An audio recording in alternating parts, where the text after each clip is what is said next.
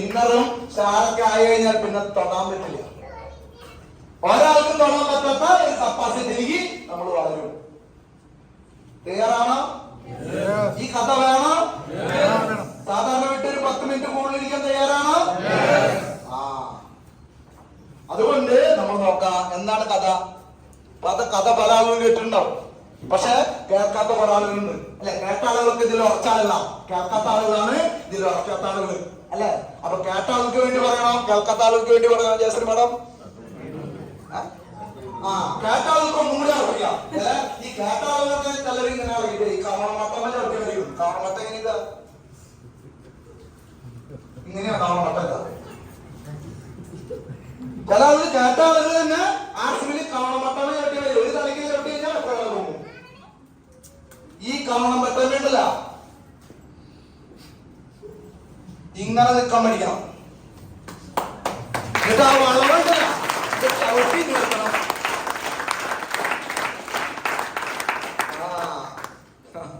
എന്താ കൈയടി കുറഞ്ഞെന്നറിയോ? പല ആളുകളും ഒരു തലയ്ക്കാവോ. പല ആളുകളും ഇവിടെ ചവിട്ടും കൂടെ കൊണ്ട് ഇവിടെ ചവിട്ടും പോയി തിരുവാതിരകളിൽ ഇങ്ങനെ ഇതമ്മയാ നിൽക്കുന്നത്, വെള്ളം ചോട്ടിൽ. സുഹൃത്തുക്കളെ, നമ്മുടെ വിജയത്തിന് തടയിടാൻ ആര് വന്നാലും ആ 2 തല ചവിട്ടി ഉറച്ചിങ്ങനെ നിൽക്കണം.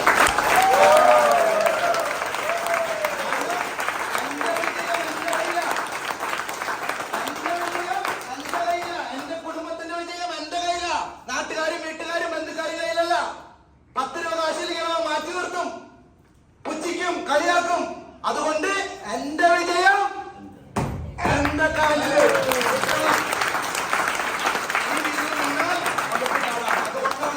ഈ സമയം ഇത്ര സമയത്തുള്ളൂ. അതിന്റെ ഓടിച്ചു പറയുള്ളൂ. ഈ പുസ്തകം കാണിച്ചു പറഞ്ഞാൽ ഇവിടെ ഏതും വേണ്ട. ഈ ഒരു സമയത്താണ് നമ്മൾ പ്രതിസന്ധി ഘട്ടത്തിനെ മറികടക്കുന്നത്. ഒരു കാട്ടില് ഒരു പുലിയും ഒരു കുറുക്കനും വളരെ സുഹൃത്തുക്കളായിരുന്നു. ഒരു സുപ്രഭാതത്തില് നോക്കിയപ്പോ കുറുക്കൻ പറഞ്ഞു, ഓ ഈ പുല്ലിന്റെ നിറം മൊത്തം മഞ്ഞാണല്ലോ പുലിയെ എന്ന് പറഞ്ഞു. അപ്പൊ പുലി ഇങ്ങനെ നോക്കിയപ്പോ മഞ്ഞ, ഈ പുല്ലിന്റെ നിറം മൊത്തം പച്ചയായിട്ടാണ് എനിക്ക് കാണുന്നത്. കുറുക്കൻ പറഞ്ഞു, മണ്ട, നീ കണ്ണു കണ്ടോളെ, പുല്ലിന്റെ നിറം മഞ്ഞയായിട്ടാണ് കാണുന്നത്. തർക്കം മൂത്തു.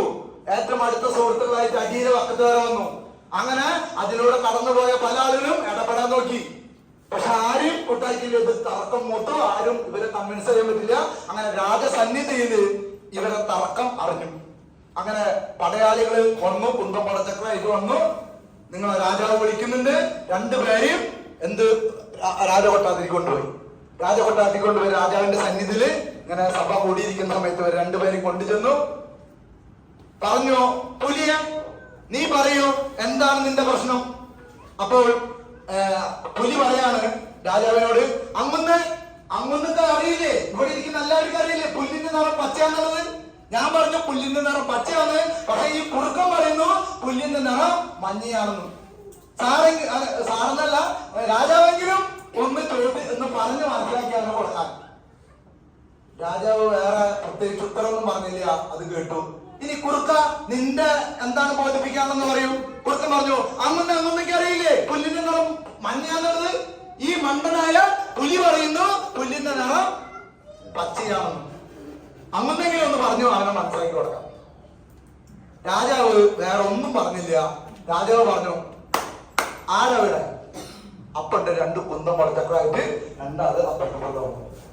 ഈ പുലിനെ ഒരു 3 മാസക്കാലത്തേക്ക് തുറങ്കലിലടക്കാൻ പറഞ്ഞു. സഭ പിരിച്ചുവിട്ടിരിക്കുന്നു. കുറുക്ക, നീ പൊക്കളം പറഞ്ഞു. കുറുക്കൻ ലാലാന്ന് പറഞ്ഞിട്ട് ചാടി തുള്ളി പാട്ടൊക്കെ പറഞ്ഞ് ഓടിപ്പോയി. അതിന്റെ ഇടയ്ക്ക് ഈ പുലിനെ 2 കൊഞ്ഞനോ. കാരണം എന്താണ്, ഞാൻ വിജയിച്ചു എന്നുള്ളത്. നീയുള്ളപ്പോ കാലഘട്ടത്തിൽ ഞാൻ പറഞ്ഞ ശരി എന്നുള്ള രീതിയിൽ കുറുക്കൻ പുലിനെ 2 കൊഞ്ഞനം കാണിച്ച് ഒറ്റ പോക്കാം. ഈ പുലിനെ എന്ത് ചെയ്തു? കിങ്കർമാര് വിലങ്ങ് വെച്ച് എവിടേക്ക് കൊണ്ടുപോയി? കാരാഗ്രഹത്തിൽ കൊണ്ടുപോയി. പുലിക്കൊന്നും മനസ്സിലായില്ല. അതിന്റെ ഇടയ്ക്ക് പുലി പലതും പറയുന്നുണ്ട്, പക്ഷെ ഒന്നും കേട്ടില്ല. അങ്ങനെ പുലി എന്ത് ചെയ്തു? അവിടെ ചെന്ന് കഴിഞ്ഞാൽ വെറുതെ ഇരിക്കാൻ പറ്റുമോ? അവിടെ പാറമടയില് മെറ്റലുടക്കില് എന്താണ് തലയില് കല്ല് വെച്ച് ചോക്കല് തെങ്ങിനട കുത്തല് ഇതൊക്കെ പണി സകലം ചെയ്തു. പുലി ആദാ വയ്യണ്ടായി. പക്ഷെ പുലി അത് ചെയ്താലല്ല പുലിക്ക് വിഷമം. ഈ രാജാവ് എന്തിനാവോ ഈ സത്യം പറഞ്ഞതിന് എന്നെ തുറക്കടച്ചത്. അങ്ങനെ ഒരു പടയാളിനെ കയ്യിലെടുത്തിട്ട് പറഞ്ഞു, രാജാവ് ഇവിടെ റൗണ്ടിങ്ങിന് വരുമ്പോ എനിക്കൊന്ന് ആളായിട്ട് സംസാരിക്കാനുള്ള ഒരു അവസരം ഒന്ന് ഉണ്ടാക്കി തരണം പറഞ്ഞു. ഞാൻ ഇവിടുന്ന് പുറത്തു പോയി നിനക്ക് വേണ്ടതൊക്കെ ചെയ്യാന്ന് പറഞ്ഞു. അങ്ങനെ ഈ ഒരു പടയാളി എന്ത് ചെയ്തു, രാജാവിന് അവിടുന്ന് സങ്കടം ബോധിപ്പിക്കാനുണ്ടെന്ന് പറഞ്ഞിട്ട് ഇയാളൊന്ന് കാണാനുള്ള അവസരം കൊടുത്തു. അങ്ങനെ പുലിയോട് വരാൻ പറഞ്ഞു. പുലി വന്ന് ഈ ഒരു സങ്കടം പോയിട്ടു. അങ്ങനെ അങ്ങ് പറഞ്ഞ 3 മാസമല്ല 6 മാസം ഞാൻ കാരാഗ്രഹത്തില് കിടക്കാൻ തയ്യാറാണ്. പക്ഷെ എനിക്ക് മനസ്സിലാവാത്തൊരു കാര്യമുണ്ട്. മനസ്സിലാവാത്ത കാര്യം എന്താണ്? എന്തിനാണ് ഈ സത്യം പറഞ്ഞതിന് എന്നെ തുറക്കലടച്ചത്? ആ നുണ പറഞ്ഞ ആ കുറുക്കൻ അവനെ വെറുതെ വിടുകയും ചെയ്തു. എനിക്ക് അതിന്റെ സത്യം എനിക്ക് പൊരുവ് മനസ്സിലായില്ല പറഞ്ഞു. അപ്പോൾ രാജാവ് പറഞ്ഞതാണ് നമ്മൾ ശ്രദ്ധിക്കേണ്ടത്. രാജാവ് എന്ത് പറഞ്ഞെന്നറിയോ? നിനക്കറിയില്ലേ പുല്ലിന്റെ നിറം പച്ചയാന്നുള്ളത്? എനിക്കറിയാം, അതുകൊണ്ടാണല്ലോ ഞാൻ പുല്ലിന്റെ നിറം പച്ചയാന്ന് പറഞ്ഞത്. പുലി പറഞ്ഞു, നിനക്ക് പൂർണ്ണമായിട്ടും ഉറപ്പുള്ള ഒരു കാര്യം, ഈ വിവരദോഷിയായ കുറുക്കൻ അത് പുല്ലിന്റെ നിറം മഞ്ഞാന്ന് പറഞ്ഞാൽ നീ എന്തിനാണ് ആ വിവരദോഷിയുടെ വാക്ക് കേൾക്കുന്നത്? ആ വിവരദോഷിയുടെ വാക്ക് കേട്ട് നിന്നിലും നിനക്ക് വിശ്വാസം ഇല്ലാത്തതാണ് നിന്നെ കാരാഗ്രഹത്തിൽ അടച്ചത്.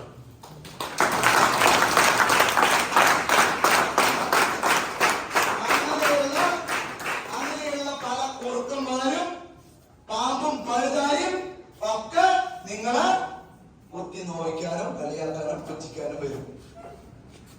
അവിടെ എങ്ങനെ പോണം? ആറട്ടപ്പുഴ പൂരം ആരെങ്കിലും കണ്ടിട്ടുണ്ടോ? ആറട്ടപ്പുഴ പൂരത്തിന് തൃപ്രയാറ് താവര് എഴുന്നള്ളിച്ചു വരും. തൃപ്രയാറ് താവര് എഴുന്നള്ളിച്ചു വരുമ്പോ നല്ല അടിപൊളി ആരാധനയാണ് എഴുന്നള്ളിച്ചു വരാം. ഈ എഴുന്നള്ളിപ്പ് നമ്മുടെ ആറട്ടപ്പുഴ എത്തുന്നതിനുള്ളില് കുറച്ച് ആവാലി പട്ടികൾ ഈ ആന വരുന്നത് കണ്ടിട്ട് കുറയ്ക്കും, ഓരെടുക്കും, കുറയ്ക്കും. ഈ ആന ഇന്ന് വരെ നോക്കിയിട്ടില്ല ഏത് പട്ടി കുറയ്ക്കും.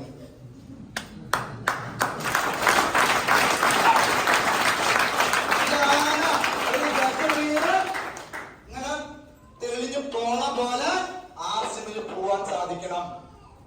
ഈ ഏതെങ്കിലും പട്ടി ആനയെ മുന്നിലൊന്ന് വരയ്ക്കോ? മുന്നിലൊന്ന് കുറച്ചാൽ എന്തായിരിക്കും സ്ഥിതി? അതുകൊണ്ട് ഈ പട്ടികളൊക്കെ സൈഡിലും ബാക്കിലും നിന്നിട്ട് വരയ്ക്കണോ? അത് മൈൻഡ് ചെയ്യാതെ നിങ്ങളുടെ ലക്ഷ്യത്തിലേക്ക്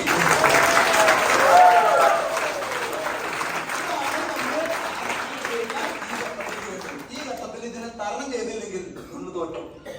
നിങ്ങളല്ല തോൽക്കും, നിങ്ങൾ തോൽപ്പിക്കാൻ 100 കൂട്ടം ആളുകളുണ്ടെന്ന് അർത്ഥം. എന്താ കാരണം? അവർക്ക് മനസ്സിലാവേണ്ടതാണ്. പക്ഷെ മനസ്സിലായത് നമ്മൾ ഈ കഥ ആലോചിക്കണം, അല്ലെങ്കിൽ നമ്മുടെ ജീവിതം കാരാഗ്രഹമായിട്ട് മാറും.